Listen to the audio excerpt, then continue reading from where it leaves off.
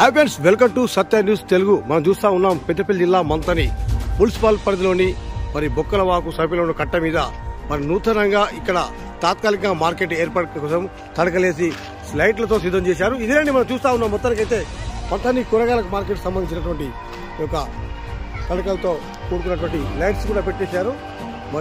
త్వరలో ఇక్కడ అక్కడటువంటి కూరగాయల మార్కెట్ ను నూతనంగా నిర్మించబోతారు. ఇక్కడ కూరగాయల దుకాణం సంబంధించిన వాళ్ళంతా కూడా ఈ టిక్కిలో పెట్టుకోవాలని చెప్పి ఏర్పాటు చేస్తా ఉన్నారు. లైట్లు సిద్ధం చేశారు. తడకలను కూడా వేశారు. ఇటు సైడ్ ఈ సైడ్ రెండు దిక్కులు ఉన్నాయి, మనకు కనబడతా ఉంది.